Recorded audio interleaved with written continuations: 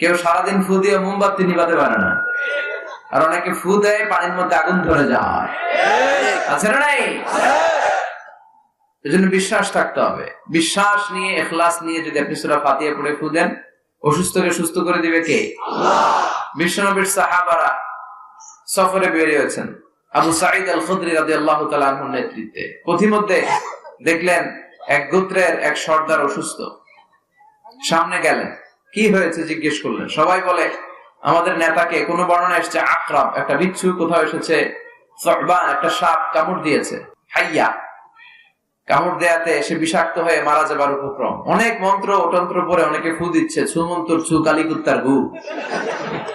ছোট বাচ্চারা এরকম মন্ত্র পড়ে না, কিন্তু মন্ত্রে কাজ হচ্ছে না। বিষ্ণুবীর সাহাবা বলেন আমার কাছে এমন এক জিনিস জানা আছে যেটা করে ফু দিলে আল্লাহ ভালো করে দিবে। সুবহানাল্লাহ। বললেন আসো। আবু